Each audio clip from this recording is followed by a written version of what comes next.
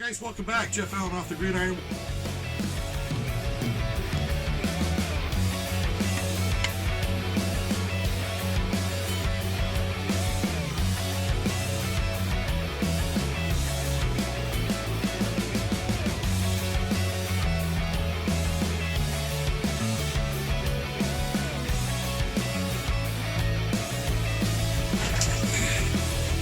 We'll see you in the woods.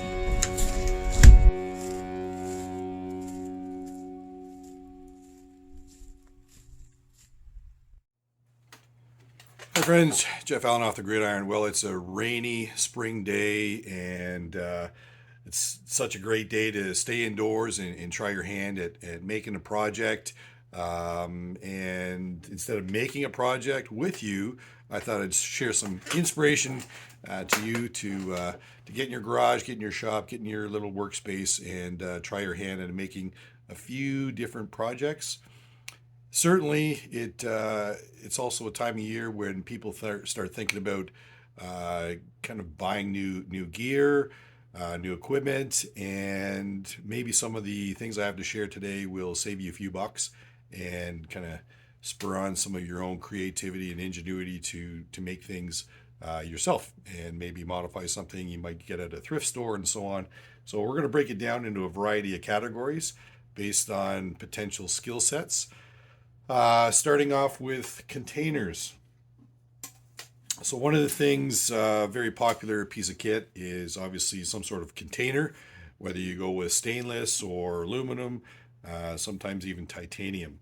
But kind of cook gear, various pots and pans that are out there lend themselves to be a great way to start, a very cheap way to start getting your own piece of camping equipment. So for example, this was a kind of a big standard pot at one time, and it saw some modifications. So first of all, it was just a basic pot. There was no handles, there was no bail, but that's what I added, and it's really serving a great function. So I chose this pot, heavy duty bottom for kind of any fire use. It's got a kind of induction stainless steel. This is a 2.8 quart pot. But one of the things I did was I took an old piece of wire and obviously bent it into a bail, drilled some holes at the edges with little notches because I did want the bail to lock in that vertical position. It'll lay down, but I did want it to ride up on that lip and lock into place so it's always away from the fire. Another thing I did was I cut the edge and made a little bit of a kind of a marking there, a little bit of a dimple where you can see it's kind of bent in like that. And I also notched out a lid of my pot, and that orients the pot lid down into it. It actually creates that lock. I don't know if you may have heard it there. So it's a locking lid now, and it won't come off. So it gives a little bit of added retention to that. I also drilled some holes in there anytime you are draining or straining off some product, holding back some greens or everything from whatever you're cooking, just to allow that to drain off. Additionally, you could always use it to sip on and keep in any needles or any other greens that you have in there that you're using for a stew or broth. I squeezed in a cork, and that cork is great to grab in the event that something's really hot. The wood cork does not allow for that heat to transfer into a handle, so it makes for a great pot lid gripper. And there's obviously various other uses for cork. Anything from charring the end to use it for camouflage. You can also use little bits of it to create a bobber for fishing. And you can see the hooks on my lid wrap around, and I had to drill holes to accommodate the lid, because obviously I wanted the holes as close to the top as possible, and the recess of the lid kind of affects that. So that's one piece of kit that I improvised and made. Thought that was super handy. Another piece of equipment that's seen lots of use is this pot. And yes, originally store-bought pot without the bales. However, just by adding a bale to it, I was able to make that a little more versatile. This was off an old spring clamp-on light of sorts, and again, there comes the cork again. And with that hole in the center, it's a great way to suspend it over top of a fire. So that has also been a piece of kit that's seen lots of uses. And lastly, sometimes you just find an old cup in the store, and this one was again pretty basic. It may not even been originally a cup, but again, put holes in the side to attach a bale, and with this lip, I found a neat idea to notch away with the grinder the lip. And then this was an old handle off perhaps a mug, and I saw that this little raised part here would be a great fit to come up through that little notch in the lip, and then you can use it to pour, but it's not on there permanently, so easily collapse it down. So that was the first look at pots and containers. Let's keep going and look at some tools.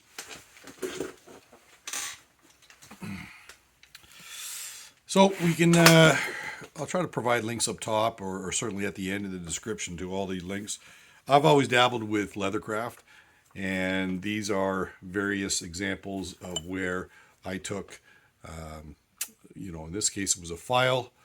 I kind of annealed it, I think that's the term for it, where I softened it, ground it up, put an edge on that, and that's a little kind of a Pucco style design with my little embroidered logo on there. That was another kind of project over a couple of days, along the same lines of the knives. Many different options. Again, I like the dangler concept. This is another knife I made. This is one of my first ones. It actually appears in the trailer at the start of my video. Again, with an old knife, it's a great steel, tool steel, holds an edge, very sharp. This particular one, I put the little attachment on the side for the ferro rod, and I always tuck away the striker. I always like a backup striker in the event that my spine becomes a little dull. But that's a great little project that took me a couple of days.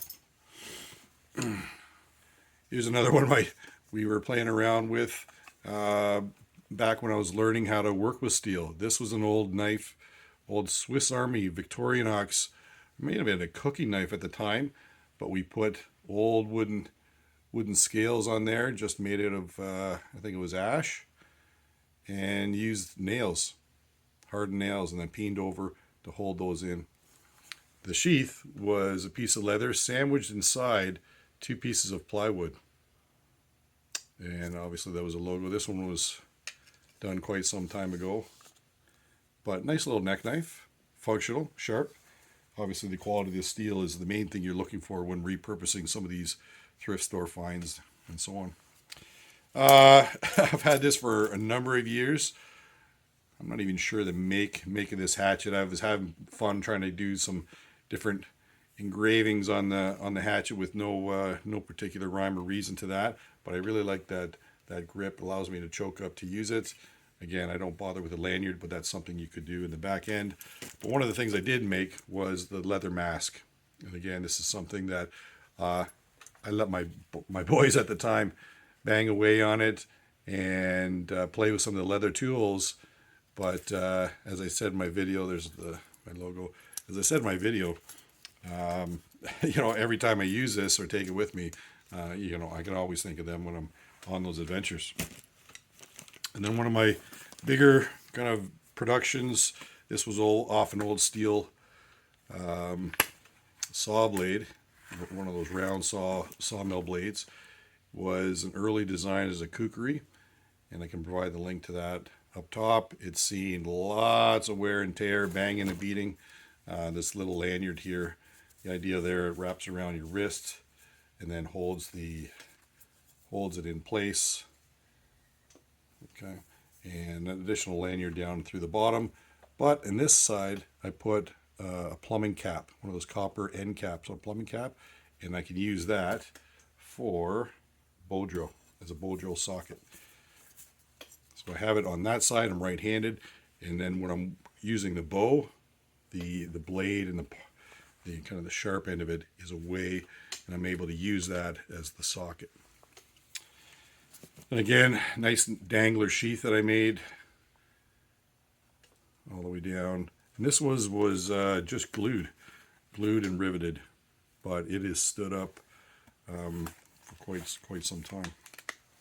So those are kind of a little more skill-based projects, but certainly something you can get online and walk yourself through in a very, very short amount of time in terms of getting some practice.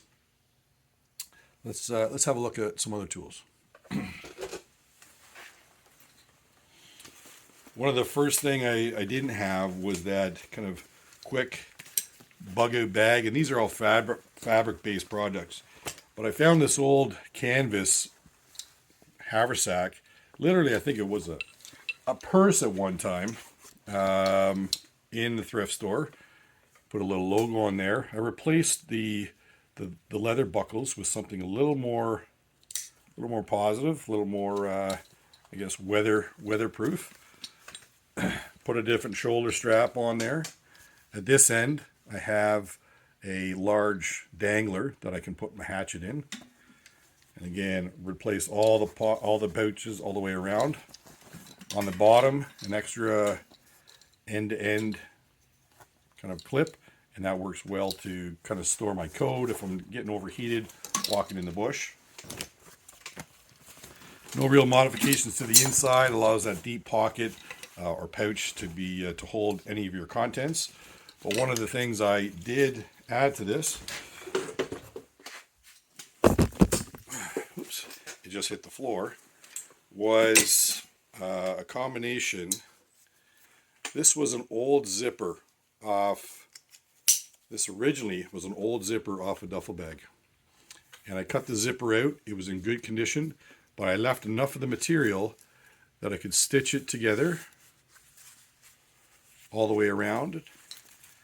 Added a couple buckles at the one end, and now I can wear that as a belt on its own. And the purpose of the zipper is that inside, is the whole length of the belt is a storage area, kind of that hidden belt, that kind of wazoo storage belt for all kinds of material. There's an extra little knife in there, fire steel, fishing kits. I don't know if I have shelter in there, but lots of emergency type things. So that can be worn around my waist as a belt, but also the buckles.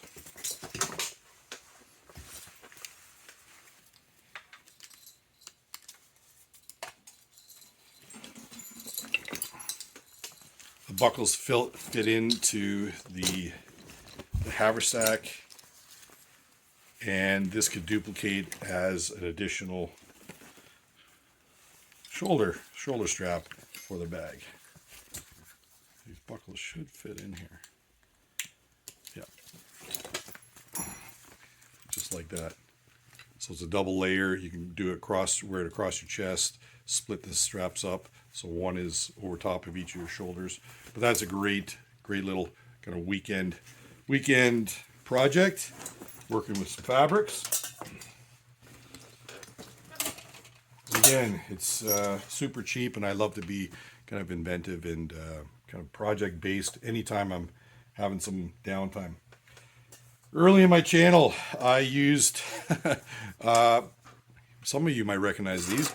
These are conduit plates off electrical boxes with some of the punch outs there for airflow.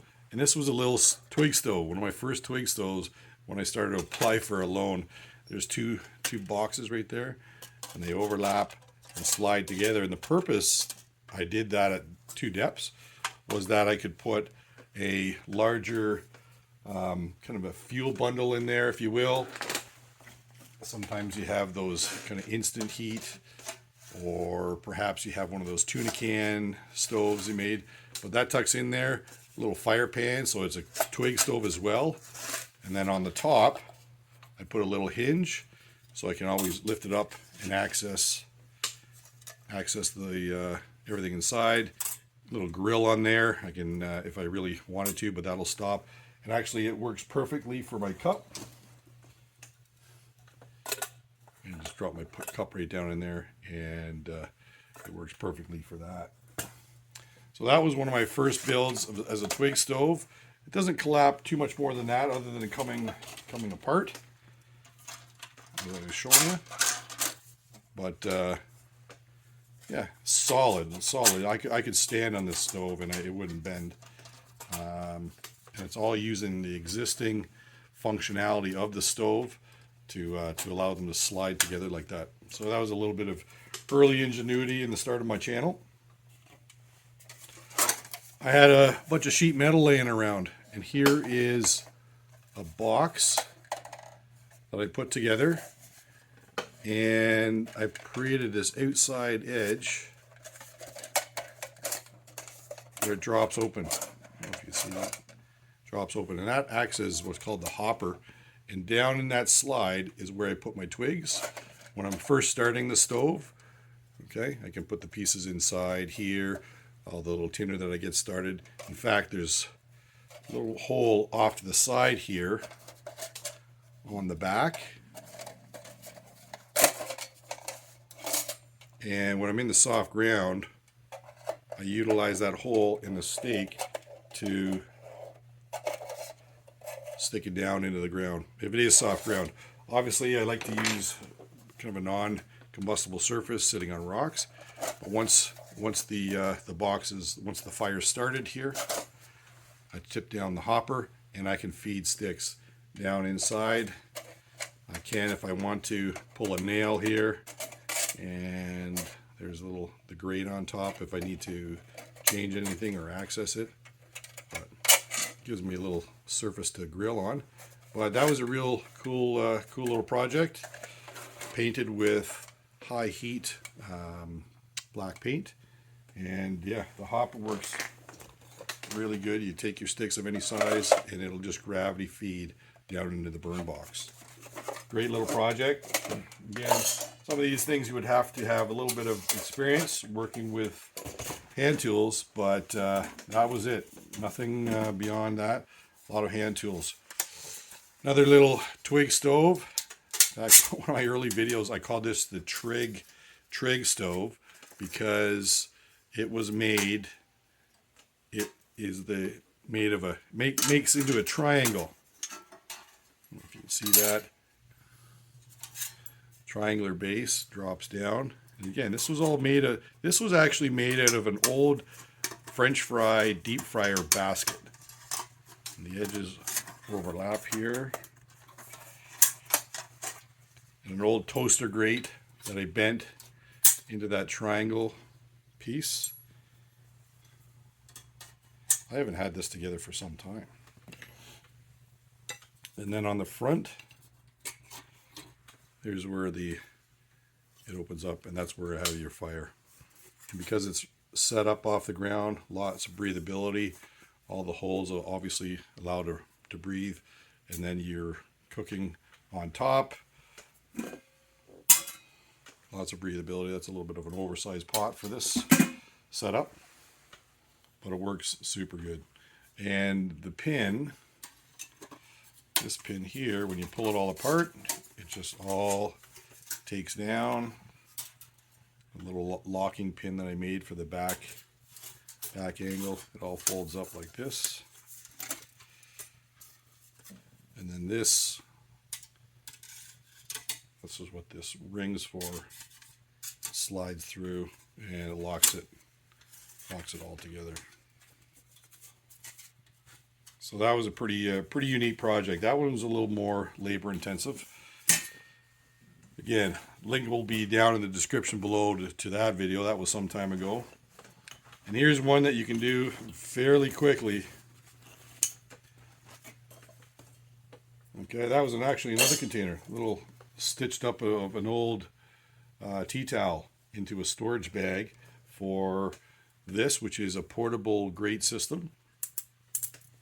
That right there. This is all made out of toaster grates you get out of one of the little toaster ovens. Quite a pile of things here. So you can see there's the one toaster oven grate. And it's got the little feet on the bottom. That's going to be important for in a moment. And here is another grate. You've seen this. It's toaster oven grate. Okay. And how these work. And this took a little bit of thinking, but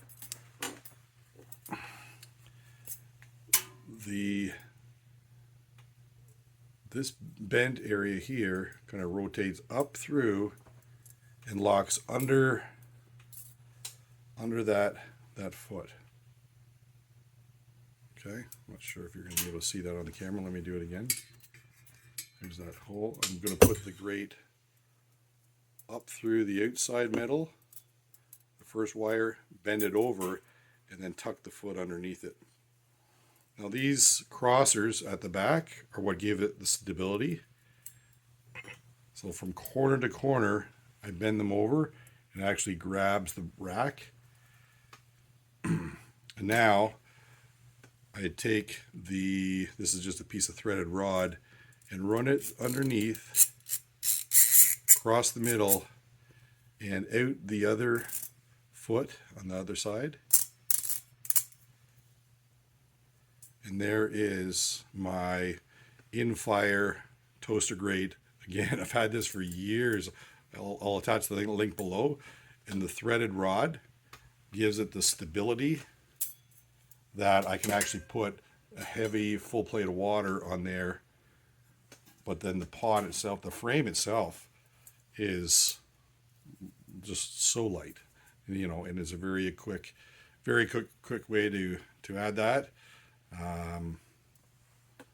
Yeah, just a little quick toaster oven craft, to be honest. Literally, it wasn't a little longer than a 5-minute craft, but not much longer. So,